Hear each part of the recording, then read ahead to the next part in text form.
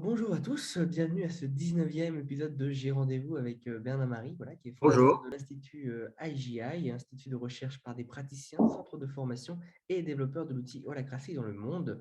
Alors, le thème d'aujourd'hui fait suite à une tribune que tu as écrite, Bernard Marie, publiée dans Alliance qui s'intitule Les 7 super pouvoirs pour mieux engager les collaborateurs. Et donc là, on va parler de l'art du triage, deuxième pouvoir. Alors, on va voir ça tout de suite, hein. Pour commencer, Bernard Marie. Oui, ben, ravi d'être avec vous et impatient de rentrer dans le sujet. C'est un sujet qui est, je trouve, particulièrement joyeux, profond, intéressant. Voilà. Super. Sans plus attendre, du coup, première question. Au fond, c'est quoi en fait que tu appelles l'art du triage? Tu fais référence à la réunion de triage et c'est quoi la réunion de triage? Oui, alors effectivement, bon, j'imagine que les auditeurs savent ou s'ils ne savent pas, rapidement, il y a deux réunions qui sont offertes par Holacracy. Ça ne veut pas dire qu'il n'y a plus que deux réunions quand tu es dans une entreprise, mais il y en a deux qui sont offertes dans le corpus, la constitution Holacracy. C'est la réunion de triage qui gère pour tout ce qui est synchronisation opérationnelle, on va rentrer dans le détail plus tard, et puis la réunion de gouvernance qui permet à celui qui souhaite s'en emparer, donc ce qu'on appelle un associé constitutionnel, enfin un collaborateur qui a envie de le faire et qui a les capacités pour le faire, bien sûr les managers et les dirigeants, de pouvoir modifier l'organigramme en quasi-temps réel de l'entreprise en apportant une tension organisationnelle dans une réunion qu'on appelle une réunion de gouvernance. Voilà, c'est ça la réunion de triage. Donc, la réunion de triage, c'est juste pour synchroniser l'équipe, partager de l'information, s'entraider, apprendre le langage des rôles, développer le leadership et le followership. Et je vais développer tout ça plus tard. Moi, je parle d'art du triage euh, parce qu'il s'agit véritablement d'un art du triage. En anglais, d'ailleurs, la réunion de triage, il l'appelle tactical meeting. Mais quelle platitude par rapport au contenu. Et le mot triage est juste magique. On rencontre le mot triage, par exemple, dans les hôpitaux. J'ai eu la chance, enfin la chance, l'inconvénient d'ailleurs. Euh, je prends toujours mes enfants en référence et j'ai appris beaucoup avec eux. Mon second fils, Maxime, il était casse-cou. Vraiment casse-cou, ce qui fait qu'il n'y avait pas un trimestre sans qu'on aille aux urgences à l'hôpital, à Paris, évidemment, et pour compliquer. Et puis, quand vous arrivez aux urgences, et ben, en fait, ils font du triage. Ils regardent votre gamin, vous arrivez votre gamin sous le bras, blessé, qui pisse le sang, et puis calmement, l'interne du coin ou l'infirmière du coin le regarde et dit non, c'est pas urgent, on va vous faire patienter dans une salle. Et d'ailleurs, bon, je me suis habitué, mais c'était un peu surprenant. Mais en fait, il trie. C'est-à-dire que le minimum suffisant, il regarde pour mettre dans le flux et guider, trier, comme une gare de triage avec les trains. Et puis, ils vous mettent avec votre gamin dans une salle pour attendre. Et effectivement, heureusement qu'ils ont fait ça parce que juste derrière nous arrivait quelqu'un d'un grand blessé. Et là, c'est directement table d'opération. Donc, on comprend bien le triage, la puissance du mot triage. La puissance du mot triage en regard avec la notion de flux, le flux opérationnel. Les opérations, l'exécution des opérations dans une entreprise, toute la question, c'est la question de mettre dans le flux, d'éviter les ruptures, que ça soit fluide, d'être dans l'état de zone, que ça fluide, que ça file. Voilà, pour mettre quelques mots là-dessus. Donc, c'est ça que j'appelle l'art du triage. En fait, je me suis rapidement rendu compte que la réunion de triage était bien plus qu'une réunion de synchronisation. En fait, c'était une réunion qui, pour moi, je la vois comme une école de formation, une école d'accompagnement de toutes les personnes. Parce qu'en fait, il y a une réunion de triage pour chaque équipe, pour chaque cercle. Donc, toutes les personnes ont des rôles et donc font partie au moins d'un cercle. Donc, de toutes ces personnes-là, une école pour les aider à développer leur leadership et à développer leur followership. Et je pense qu'on en parlera plus tard sans doute. En tout cas, c'est un espace, on pourrait le dire autrement, c'est un espace de co-développement. C'est un espace de co-développement où j'ai la possibilité, moi en tant que collaborateur, moi en tant que manager, moi en tant que ce que je veux, à partir du moment où j'ai au moins un rôle dans le cercle, évidemment, j'ai la possibilité d'apporter un sujet à l'équipe. J'apporte un sujet à l'équipe pour que l'équipe m'aide. C'est un espace d'entraide. Je suis, la meilleure métaphore, je suis comme un client qui rentre dans une boutique, qui rentre dans son traiteur. Moi, j'ai un traiteur italien, donc quand je rentre chez mon traiteur italien qui s'appelle Masaya, eh bien, on se dit bonjour, bien sûr, mais la première question du serveur, c'est de me dire qu'est-ce que vous désirez? Qu'est-ce que vous me demandez? Qu'est-ce que tu attends de moi? Qu'est-ce que je peux vous servir, cher monsieur? Et bien, en fait, c'est la même chose. C'est la même chose. Remarquez que c'est puissant parce qu'on demande à donc n'importe lequel d'entre nous, pouvons mettre un point à l'ordre du jour, n'importe quoi, enfin n'importe quoi, a priori en lien avec le travail de l'entreprise, bien sûr. C'est pas pour savoir quel programme télé regarder le soir. Et donc, je suis, à partir du moment où je mets ces points à l'ordre du jour, ça veut dire que je réserve un espace. Je réserve un espace. À un moment donné dans la réunion, le facilitateur, parce qu'il y a un facilitateur qui est élu, va arriver à mon point et va dire: ah, Bernard-Marie, à toi maintenant, tu es notre client. Qu'est-ce qu'on peut pour toi? Notez bien, qu'est-ce qu'on peut pour toi? Et donc, ça développe ma capacité. En tout cas, j'ai l'exercice répétitif et qui va se répéter à chaque fois que j'ai une réunion triennale. L'exercice qui m'est proposé, que je ne vais pas fuir, c'est de transformer quelque chose qui fait que j'ai mis un point à l'ordre du jour, je ne sais pas le qualifier, en une demande explicite à mes collègues. Alors, ça peut être, voilà, j'aimerais bien que quelqu'un prenne un projet, il faut qu'on fasse quelque chose, j'aimerais bien que quelqu'un prenne un projet ou une action. J'aimerais bien de l'aide. J'utilise tout le temps celle-là. J'aimerais bien qu'on demande de l'information, j'aimerais bien avoir de l'information. J'aimerais vous partager de l'information. J'aimerais qu'on fasse un brainstorm. J'aimerais pousser un coup de gueule. J'aimerais. Je peux avoir plein de besoins. Donc, en fait, là, c'est un challenge énorme que peu de gens savent faire de façon fluide. C'est de transformer quelque chose qui me gratte, quelque chose qui m'irrite, quelque chose qui me prend, quelque chose que je voudrais faire avancer. Je ne sais pas ce que c'est. Le conscientiser et le traduire, quelle que soit la situation qui m'occupe, le traduire en une demande concrète à mes collègues. Waouh! Et ça, pour moi, c'est un des aspects du développement du leadership. Imaginez une entreprise dans laquelle toutes les personnes sont capables de se mettre en mouvement, quelle que soit la situation dans laquelle ils sont, tout seuls, comme des grands. Et s'ils ne savent pas, d'avoir la conscience et la présence d'esprit de demander de l'aide, ce qui en souhaite une mise en mouvement. Et c'est le début de l'autonomie. C'est le début de l'autonomie. L'autonomie dont on parle tout le temps quand on parle de l'acratie ou de ces nouvelles formes de gouvernance, la définition que j'adore, elle m'a été donnée par Jean-Baptiste Ibon. Jean-Baptiste Ibon, c'est pour ceux qui le connaissent, il fait beaucoup de conférences, etc. C'est un handicapé moteur et donc sa quête de vie à lui, sa mission de vie, c'est de devenir ou d'être autonome. Ça fait sens. Et donc sa définition à lui est vraiment importante pour moi. Et il définit, j'ai eu l'occasion de le croiser plusieurs reprises dans des conférences, et il définit l'autonomie comme étant savoir lorsque je ne sais pas, Alors déjà, il y a un cap qui est assez élevé. Déjà, il faut savoir qu'il y a plein de choses qu'on ne sait même pas qu'on ne sait pas. Donc, savoir lorsque je ne sais pas, demander de l'aide à la bonne personne au bon moment. Donc, c'est sûr que si tout le monde a cette autonomie telle que définie par Jean-Baptiste, c'est vrai que tu peux confier n'importe quel rôle à n'importe qui. À partir du moment où il identifie le fait qu'il sait quand il ne sait pas et il va demander de l'aide, il n'y a pas photo. Il n'y a aucun risque à lui confier plein de responsabilités. Si tant est qu'il les souhaite et qu'il a envie de le faire.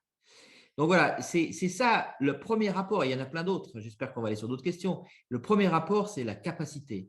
C'est une école de développement pour toute personne du leadership. C'est-à-dire la capacité de transformer ma truc qui me gratte intuitivement, j'ai quelque chose, j'ai besoin de quelque chose, je ne sais pas quoi, et d'aller l'apporter en réunion de triage. Du coup, le facilitateur va me dire: hey, Bernard-Marie, qu'est-ce qu'on peut faire pour toi? C'est quoi ta demande? Qu'est-ce qu'on peut faire pour toi? Et notez la phrase: qu'est-ce qu'on peut faire pour toi? Quelle est ta demande? Comme chez mon traiteur. Et le fait d'être confronté à cet exercice va m'entraîner à traduire ça, à mettre en mouvement, à trouver le prochain pas par rapport à ce qui m'occupe ou ce qui me préoccupe. Et le facilitateur, là, il a vraiment un rôle clé. Surtout, il ne cherche pas à comprendre. Parce que s'il se transforme en héros, sauveur, avec des techniques de reformulation, il vole l'expérience du développement du leadership de l'autre. Il vole l'expérience du développement du leadership de l'autre.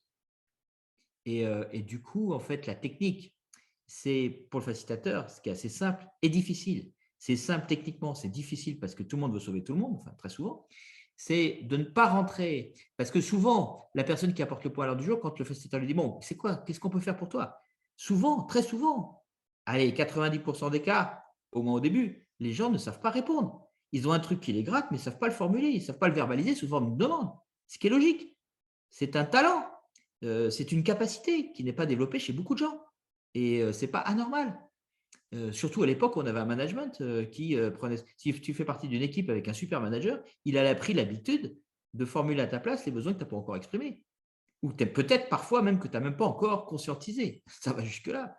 Bon, évidemment, il faut comprendre que ce type de management est très bien en théorie dans le modèle conventionnel, ça fait son temps, mais c'est une catastrophe à partir du moment où tu veux responsabiliser les personnes. Ils n'ont aucune chance. Donc, du coup, en tant que facilitateur, en fait, tu vas proposer des pistes. Donc, tu ne vas pas répondre, tu ne vas pas reformuler, tu ne vas pas sauver, mais tu vas proposer des pistes. Voilà. Imagine que Louis, tu me demandes, voilà, que tu sois le client qui apporte le point. Je dis, OK, Louis, qu'est-ce qu'on peut faire pour toi? Et je vois que tu hésites, tu ne sais pas. Alors, tout de suite, je te présente des pistes. Des pistes, et après, tu pourras. Ça va t'aider parce que c'est comme du coaching. Le fait que je te présente des pistes, ça va te permettre d'en choisir une, d'essayer. Bon, Louis, en fait, finalement, c'est quoi ta demande? Tu voudrais que quelqu'un fasse quelque chose pour toi? Tu voudrais qu'il prenne une action ou un projet? Ou tu voudrais simplement demander de l'information? Ou tu demandes, tu as besoin d'aide? Ou tu voudrais avoir tu voudrais avoir notre avis sur une question? Ou bien tu veux un espace pour partager l'information ou un espace de brainstorm? Ou bien, etc., etc. En fait, tu en donnes 3, ça suffit, 3, 4, 5 si tu veux. Mais le simple fait de proposer des pistes, la personne, elle va comparer ce qu'elle a en tête, qu'elle sent, qu'elle ressent, c'est intuitif, avec les pistes claires que tu lui proposes. Elle dit, ah oui, c'est ça. Ah oui, oui, oui, je veux un projet. Et puis, c'est parti. Voilà, ma demande, c'est un projet. Voilà, ça, c'est vraiment le point important. Je vais continuer avec un autre aspect. Je suppose qu'on ira sur d'autres parce que c'est vraiment extrêmement riche, cette réunion de triage. Le deuxième aspect, c'est que de la même manière que moi qui apporte le point, je suis client, ben, les autres dans la salle sont des consultants. Ils sont à ton service. Pour ceux qui connaissent l'espace de co-développement qui nous vient du Canada, Québec, c'est la même chose. S'il y a client, il y a consultant ou fournisseur, enfin, utilisez les mots que vous voulez. Et donc, en fait, les autres écoutent. Alors là, quelle formidable opportunité, parce que l'écoute, c'est quand même pas la capacité de tout le monde, hein, on le sait bien. Donc, surtout dans les réunions des entreprises, tout le monde met son bout de gras un peu n'importe comment. Du coup, là, en fait, c'est un apprentissage pour les autres parce qu'on leur demande d'écouter et de se mettre au service. Oula, oula. Donc, écoute, ça veut dire altérocentrage, c'est-à-dire de développement pour chacun. Donc, tout le monde gagne tout le temps et apprend tout le temps dans cette réunion, c'est extraordinaire. Donc, ça veut dire que moi qui ne suis pas le client, je développe ma capacité à m'altérocentrer, à me centrer sur l'autre. Pas gagner. C'est pas gagné. Bon, c'est une capacité qu'on retrouve naturellement chez les coachs, thérapeutes, etc., médiateurs, mais pas du tout ou très rarement chez les collaborateurs et managers. Alors, donc, qualité d'écoute, hein, c'est-à-dire comprendre la demande du client. Comme chez Masaya, le serveur, enfin, il s'appelle Vincent, et Vincent, il m'écoute. S'il ne m'écoute pas, il ne saura pas ce que je veux, c'est évident. Donc, c'est évident dans le commerce, mais dans les entreprises, c'est loin d'être évident. Et puis, il va me servir. Si par exemple, du coup, c'est d'écoute, et puis si jamais, Louis, tu nous demandes un avis sur telle ou telle question, ben voilà, s'il y a un avis, je le partage. Mais je ne fais rien d'autre. Et si jamais je faisais quelque chose d'autre qui n'a rien à voir avec la demande que lui m'a demandé, le facilitateur va intervenir et puis il va dire Louis, ce que vient de dire, donc je me perds dans le jeu de rôle, mais on suppose que c'est Louis le client. Et voilà, si moi j'interviens visiblement à côté de la plaque, c'est-à-dire et je sers quelque chose, je mets des paroles sur des choses qui ne servent pas à satisfaire la demande de Louis, à ce moment-là, un bon facilitateur, c'est clé qu'il soit bon d'ailleurs, va dire à Louis, ce que vient de dire Bernard-Marie, est-ce que ça t'aide? Et là, Louis va dire, non, non, ça ne m'aide pas. Et donc moi, je vais entendre le message, et c'est comme ça que je vais être régulé, je vais apprendre à écouter. Et surtout, on démontre à tout le monde que c'est vraiment Louis qui est le client, puisque c'est lui, Louis, qui contrôle l'espace. Puisque moi, facilitateur, je ne contrôle pas l'espace. Je suis un agent au service du client qui contrôle l'espace. Le temps que ce client développe sa capacité à animer lui-même la réunion. Donc, non seulement cette école apprend à tout le monde à s'altérocentrer et à servir l'autre, en plus, apprend au client à exprimer des demandes, et en plus, avec un bon facilitateur, il va apprendre à animer lui-même ses points, puisque c'est lui qui contrôle l'espace. Et des fois que si vous allez dans des réunions si vous assistez à des réunions dans des cercles très avancés, comme nous, on pratique holacratie maintenant depuis 14 ans, hein, tous les jours, eh bien, si vous allez à une réunion de triage à l'Institut AGI, le facilitateur, il ne fait rien. Le facilitateur dit, bon, Louis, tu as apporté ton point, et qu'est-ce que tu attends de nous? Quelle est ta demande? Et puis, Louis, il va faire une demande, et puis il va s'animer tout seul parce qu'il s'est animé. Donc, en fait, un bon facilitateur, c'est quelqu'un qui travaille à sa transcendance. Alors là, ce n'est pas gagné parce qu'il ne faut pas faire de jeu égotique. En général, ceux qui aiment bien être facilitateurs, en général, c'est affreux ce que je dis, mais je me mets dedans. Hein. C'est des bons gros héros qui veulent exister, montrer qu'ils facilitent remarquablement bien. Non, là, il faut être une humilité extrême parce qu'en fait, tu travailles à te transcender. C'est-à-dire, tu travailles à ce que à ce que ton rôle ne soit plus utile parce que quand les gens, tous les clients, toutes les personnes ont appris à être clients, à poser des demandes concrètes aux autres et en plus à animer leurs propres points et que les autres ont appris à s'altéro-centrer, eh bien tu auras fait ton job. On n'a plus besoin de toi. Quasiment, on n'a plus besoin de toi. Et c'est ça l'art du triage. C'est développer toutes ces capacités. C'est ça que j'appelle l'art du triage. Merci Bernard-Marie. Alors, petite précision, on a un problème de connectivité avec le serveur LinkedIn, ce qui fait qu'il y a un problème avec le live LinkedIn que je traite en parallèle. Mais du coup, pour continuer, pour les personnes qui nous suivent depuis Zoom notamment, tu parles souvent du coup du followership comme d'une autre polarité du leadership. Du coup, qu'est-ce que c'est que le followership au final? Comment est-ce que tu es arrivé à ce mot? En quoi l'art du triage en fait permet-il de développer le leadership et le followership? Est-ce que tu peux développer ce point? Ouais, ouais, c'est une super question. Donc, j'ai parlé du leadership. Donc, j'ai parlé un des aspects du développement du leadership très concret, de chez concret, sous forme de comportement. On n'est pas dans l'abstrait. De la même manière qu'il y a du leadership, notamment un des éléments du leadership, il y en a plein d'autres, mais un des éléments pour développer le leadership, c'est la capacité mesurée, observée, appris par quelqu'un, acquise, de transformer, de savoir se mettre en mouvement tout seul et poser un prochain pas, quelle que soit la situation dans laquelle il est, professionnel, ce qui est vrai dans le plan professionnel, il va en dehors du plan professionnel, parce qu'évidemment, c'est la même chose. Eh bien, la capacité d'altérocentrage contribue à autre chose qu'est le followership. Et comment je suis arrivé à développer le followership? Parce que je me suis rendu compte, évidemment, dans mon métier, la question du développement du leadership, elle est essentielle, puisque tout ce qu'on fait vise à créer des contextes d'empuissancement, c'est-à-dire vise à créer des contextes qui permettent aux personnes d'être responsables et de prendre l'énergie de la responsabilité. Donc, évidemment, ça passe par le développement du leadership. Et je me suis rendu compte qu'en fait, il y a pas, il y avait un truc qui est, souvent on dit il y a des gens qui sont leaders et d'autres qui ne sont pas leaders. Et puis à force d'entendre, on finit par y croire. Mais moi j'avais un truc qui me disait non, c'est faux, il y a une dissonance là, c'est pas vrai. Et puis j'ai commencé à observer les gens, j'adore observer les gens. Et donc ceux dont on dit qu'ils sont des super leaders, j'en ai suivi quelques-uns et je me rends compte que c'est vrai qu'on pourrait dire d'eux qu'ils sont des leaders dans l'entreprise, mais en réalité quand tu les regardes sur tous les plans de leur vie, parce que j'en ai qui sont mes amis, en fait ils ne sont pas leaders tout le temps. Ils peuvent être très leaders dans une entreprise, ils reviennent chez eux, c'est plutôt leur épouse, si c'est un monsieur, qui est leader sur les sujets où il n'est pas du tout leader sur des associations caricatives dans lesquelles il est, etc., etc., etc. Donc, assez rapidement, et puis j'ai pris mon cas de figure aussi à moi parce que j'ai observé ça. Assez rapidement, je me suis rendu compte qu'en fait, il n'y a pas de gens, c'est une illusion de croire qu'il y a des gens catégorisés leaders et les autres followers. C'est-à-dire des gens qui sont leaders, voilà, avec du charisme, tout ce que vous voulez, tout ce qu'on raconte, et puis des gens qui est encore un autre sujet, je ne vais pas rentrer dedans là tout de suite, et puis des gens qui, en fait, le charisme n'existe pas, c'est les principes sources, comme ça je l'ai placé, s'il y a des questions, je serais ravi de répondre, mais, et puis il y a des gens qui sont des exécutants, qui ne mouftent pas, qui ne parlent pas, etc., etc. En fait, c'est entièrement faux. J'ai découvert que par l'expérience, hein, il n'y a pas de théorie derrière, pas encore, j'ai dû écrire d'ailleurs là-dessus.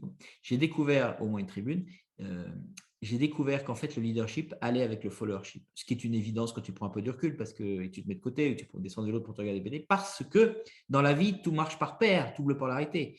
Le froid va avec le chaud, il n'y a pas froid sans chaud, il n'y a pas de jour sans nuit, il n'y a pas de yin sans yang. Eh ben, il n'y a pas de leadership sans followership, et réciproquement. J'ai pris mon cas de figure parce que moi, avant de créer cet institut de recherche à JI, j'étais président, mon dernier job, j'étais président d'une filiale de 800 personnes du groupe Volkswagen. Bon, et on disait de moi que j'étais un leader. Mais c'est pas vrai, c'est pas vrai. Enfin, je me rends compte maintenant avec l'expérience que je suis beaucoup plus leader, beaucoup plus puissant, je vais changer de mot pour que ce soit encore plus clair, beaucoup plus puissant aujourd'hui que je ne l'étais à l'époque, du haut de ma présidence, super bureau et bagnole de fonction monstrueuse. Je suis beaucoup plus puissant. Pourquoi? Parce que, alors que je n'ai aucun statut, fondateur, bon, c'est un petit statut qui ne vaut pas grand-chose, mais j'ai que des rôles comme les autres, je suis président de rien du tout, j'ai rien du tout, enfin, c'est fini. Dans une petite boîte, petite en plus. Et pourtant, je me sens plus puissant. Pourquoi? Parce que dans cette entreprise qui s'appelle l'Institut AGI, on pratique l'holacratie depuis 14 ans, tous les jours. Et donc, j'ai appris à m'occuper de mes affaires. Mais il était temps. Hein. J'ai appris à m'occuper de mes affaires parce qu'il y a la structure des rôles. Je me rappelle quand j'ai recruté Margot, il y a longtemps, il y a 11 ans maintenant, ou 12 ans, eh bien, au début, je lui ai confié des rôles que j'avais avant. Et puis, comme je dis, du haut de mon âge, mon expérience, etc., je faisais beaucoup d'ingérence au début.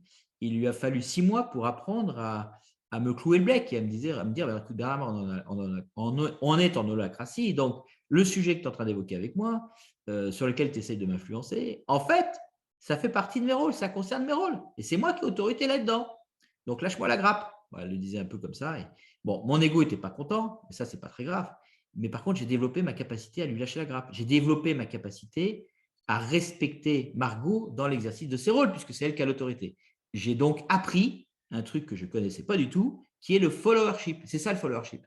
Et au fur et à mesure que j'ai développé mon followership, c'est-à-dire ma capacité à ne pas m'occuper des rôles des autres, occupés par les autres, ça ne veut pas dire que je n'étais pas prêt à offrir de l'aide, et ravi quand on m'en demandait, mais ça c'est autre chose.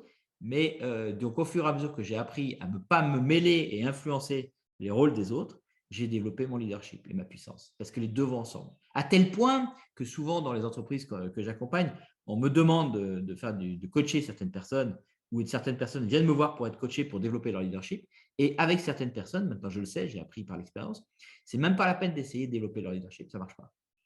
Il vaut mieux passer du temps avec elle, cette personne, à développer son followership. Exemple, une femme, la première qui m'a fait découvrir ça, elle m'a demandé de l'aider à développer son leadership. Bon, bah ok, j'ai dit oui, bien sûr, je suis un bon gars. On n'y arrivait pas. Au bout de 2 séances, on n'y arrivait pas. Ça m'a mis dans tous mes états parce que mon ego pense que je suis un excellent coach. J'ai pris une petite baffe. Et puis, et puis dans ma baignoire, dans mon bain, c'est là où je réfléchis. Et je me dis, attends, je vais le faire autrement. Je vais le faire autrement. En regardant ma propre expérience et puis l'histoire avec Margot. Et je suis revenu vers elle et je lui ai dit, plutôt que de t'accompagner sur le développement de ton leadership, je pense que ce serait plus efficace et plus utile que je t'accompagne sur le développement de ton leadership, de ton followership. Parce que j'avais remarqué, connaissant cette personne, on était sur site, donc sur le terrain, je la voyais tous les jours, qu'elle était effectivement considérée comme exécutante, c'est affreux ce que je dis, mais voilà, elle ne moufte pas, etc., etc. Mais en même temps, j'avais développé des relations amicales avec elle, je me rendais compte qu'en dehors de l'entreprise, elle faisait un nombre de choses colossales, associatives, familiales, etc., où là, elle prenait le leadership. Et puis, je me suis rendu compte qu'aussi dans l'entreprise, de la même manière qu'elle ne mouftait pas, qu'elle exécutait sans rien dire, en même temps, elle se mêlait de tout. Elle se mêlait de tout. Mais pas par simple curiosité, elle voulait mettre son grain de sel sur des choses qui ne la regardaient pas. Bon, banco, je lui ai appris, c'est hyper rapide, à développer son followership. Elle peut très bien être curieuse et s'intéresser à plein de choses, bien sûr. Mais de là à mettre son grain de sel sur des choses qui ne sont pas de son autorité, non. Donc, elle a fait des pas de géant dans le développement de son capacité de développement de followership. Et en même temps qu'elle a fait ses pas de géant, elle a développé son leadership. Donc, voilà pourquoi Et donc, la réunion de triage, pour faire le lien avec le triage, la réunion de triage, ou plutôt l'art du triage, parce qu'on va voir s'il y a une question là-dessus, qu'en fait, je crois qu'Éric posait une question là-dessus. La réunion de triage, on s'en fiche, c'est qu'un outil. Les gens confondent. Mais en fait, l'art du triage, c'est bien plus que la réunion de triage. Tout ce que je viens de raconter, on peut le faire en dehors des réunions de triage. Et c'est ça l'objectif. On en a marre des réunions. Enfin, je ne sais pas si vous êtes comme moi, mais moi, les réunions, ça me gave. Donc, à partir du moment où je sais développer j'ai cette capacité de faire des demandes, etc., je peux le faire en dehors des réunions et je le fais tout le temps en dehors des réunions. Je suis assez grand pour organiser mes propres réunions avec les gens qui vont bien sûr. Alors là, justement, sur ce dernier point, est-ce que tu peux aller peut-être un peu plus loin? Pourquoi vraiment tu parles de l'art du triage plutôt que la réunion? Du coup, pourquoi pas, comment est-ce qu'on pourrait utiliser le processus de triage en dehors de la réunion concrètement, si tu peux donner un exemple? C'est assez simple, c'est de l'observation et puis comme je pratique, c'est plus simple que, voilà, je ne sais pas le prouver, mais c'est comme ça que ça marche et je pense que c'est assez facilement compréhensible. À partir du moment où je prends le jeu, mais ça peut être n'importe quel d'entre nous, à partir du moment où je suis hyper à l'aise, quand je suis dans une situation même très inconfortable, je ne sais pas, etc., etc., à passer à avoir un processus où je me suis habitué à transformer cette situation, à identifier dans cette situation le prochain pas, à basculer d'un problème à une tension. Enfin, je ne vais pas rentrer dans ça, c'est un autre contenu, mais à me mettre en mouvement. Quel que soit le problème dans lequel je suis, à passer à l'acte, à me mettre en mouvement. Quitte à, lorsque je ne sais pas, ce que je fais tout le temps, demander de l'aide à mes copains ou à mes collègues. Et voilà. Quand j'ai développé ça, et quand j'ai développé en même temps ma capacité à m'occuper de mes affaires, c'est-à-dire m'occuper des sujets qui sont concernés dans mes rôles et à honorer, respecter l'autorité des autres dans leur rôle, il y a une sorte de puissance qui s'installe chez moi. Et du coup, ces situations, j'ai pas besoin de… Je suis plus, quelle que soit la situation dans laquelle je suis, mon questionnement intellectuel, c'est pas qu'est-ce que je fais de ce sujet? Est-ce que je l'apporte en réunion de triage? Est-ce que je l'apporte en réunion de gouvernance? Est-ce que je l'apporte dans une autre réunion? Ce qui est le débutant, enfin au début, comme ça passe comme ça. Non, non, je me fiche des réunions. La seule question qui compte pour moi, c'est quoi mon prochain pas? Première question. Deuxième question, ce prochain pas, en fonction de ce que c'est, est-ce que c'est une demande d'information, un partage, etc., je vais de me poser la question avec qui? Mais une fois que je sais quel est mon prochain pas, ma prochaine demande, à qui la demander, qu'est-ce que je vais m'embarrasser dans la réunion? Je vais le faire direct, en visu ou sur le réseau social. On utilise Slack, je vais le faire sur Slack. Et donc, c'est cette capacité des uns et des autres à le faire en live, donc à rester dans le flux tout seul comme un grand, parce que je m'autopilote, je me mets en mouvement, que j'appelle l'art du triage. Et du coup, on a pu, ces stop and go, où il y a plein de gens au début, et c'est normal, c'est super, ils ont vu qu'ils avaient un problème, un irritant, etc., une tension, je ne sais pas quoi, ils le notent religieusement pour l'apporter à la prochaine réunion de triage qui a lieu dans 5 jours. C'est bien au début, mais là, il y a un trou de 5 jours qui ne sert à rien, parce que je peux le traiter en dehors de la réunion de triage, en organisant mon truc tout seul. Et en même temps, bien sûr, je peux profiter des réunions de triage pour amener des points, surtout quand les points concernent beaucoup de monde. Donc, en fait, ma réponse est plus tu deviens à l'aise. Et ça, c'est l'école pour l'apprendre, c'est la réunion de triage. Avec un bon facilitateur, j'insiste là-dessus, parce que facilitateur qui facilite, comme je viens de le dire, il n'a pas d'étonne. Un bon facilitateur. Plus j'apprends à partir d'un sujet qui m'occupe, qui me préoccupe, à poser des demandes, et à savoir à qui poser des demandes, et en même temps à utiliser le langage des rôles, c'est-à-dire de savoir identifier quel rôle a quelle responsabilité, moi j'ai besoin de la réunion de triage pour traiter. Pourquoi je vais attendre la réunion de triage? Je le fais tout le temps, en dehors de la réunion de triage. Et en même temps, hein, c'est fromage et dessert toujours, il n'y a pas de ou, et en même temps, je vais profiter, je suis premier pro-profiteur de la réunion de triage parce que j'ai toujours des sujets à faire avancer et je vais mettre des points à l'ordre du jour pour accélérer mon art du triage, accélérer mon art de mise en mouvement, mon art d'avancer dans le flux, de faire avancer mon travail, de gérer mon énergie et de profiter, au sens noble du terme, de profiter de tout ce que les autres peuvent m'apporter. Donc, dans une réunion de triage, moi, j'ai toujours des sujets parce que j'ai des sujets. Parce que si j'en avais pas, ça voudrait dire que je ne travaille pas par ailleurs. Mais bien sûr, quand je viens de réunion de triage, c'est parce que je travaille par ailleurs. Et donc, dans tous mes sujets qui m'occupent dans mon travail, je peux toujours trouver des occasions pour faire avancer en profitant des autres. Et bien, ça, c'est une occasion pour amener un point. Par exemple, il y a un projet sur lequel je me casse le nez ou je procrastine. Je l'amène à l'ordre du jour, je dis hey, les gars, les copains, aidez-moi, je procrastine, aidez-moi à trouver la prochaine action, etc., etc., etc. Ou bien j'hésite entre plusieurs décisions. J'hésite entre plusieurs options pour prendre une décision. Ben, je pourrais le faire seul, bien sûr, mais c'est dommage, il y a les copains qui sont là. Je mets un point à l'ordre du jour, ça va m'accélérer. Parce qu'on rentre dans une forme d'intelligence collective. On sait bien qu'avec les autres, on est plus fort. Sans pour autant lâcher mon autorité. J'assume complètement mon autorité. Je dirais, les gars, là, j'hésite là, sur tel sujet, je raconte brièvement. J'ai 2-3 options. Qu'est-ce qui vous résonne chez vous? Boum, boum, boum. Et ça m'aide, ça me fait progresser, ça me fait avancer. Donc, je suis un gros utilisateur de la réunion de triage. Et en même temps, c'est le paradoxe, je peux avancer tout seul sans réunion de triage parce que j'ai développé ma capacité à faire des demandes, j'ai développé ma capacité à savoir identifier quel rôle fait quoi et donc organiser les espaces qui vont bien pour pouvoir faire avancer mon job. Merci. Et du coup, dernière question, sachant que voilà, il nous reste. Ah bah non, il est maintenant 59, du coup, on va plutôt clôturer. Désolé, je sais que ça peut être très frustrant comme il y a beaucoup de questions et beaucoup d'interrogations. Du coup, merci beaucoup à tous pour votre participation, malgré les petits soucis techniques qu'on a eu avec les serveurs de LinkedIn et vos questions. Voilà, sachez que nous organisons régulièrement ces rendez-vous qui ont lieu tous les 2 semaines sur le profil LinkedIn de Bernard-Marie. Voilà, vous aurez toutes les informations en commentaire sur LinkedIn. Merci Bernard-Marie, je te propose de conclure ce rendez-vous en quelques mots. C'était j'ai un mélange à la fois. Je suis excité parce que je trouve vous l'aurez compris, vous l'aurez entendu, vous l'aurez perçu plutôt. Je suis passionné par plein de choses et en particulier par cet art du triage. Je pense qu'on peut aller très très loin et on a un outil très concret pour développer et responsabiliser les gens, développer l'art du triage chez chacun. C'est le début du leadership, c'est le début du followership, c'est le début de la prise de l'énergie de la responsabilité. C'est un outil magique et c'est un outil magique, d'autant plus magique que lorsqu'il est bien facilité, lorsqu'on accompagne toutes ces personnes, on leur apprend à se passer, de ne plus avoir besoin de cette béquille qu'est la réunion de triage. C'est pas beau ça? J'adore. Merci à tous. Je vous souhaite une excellente journée. Au revoir.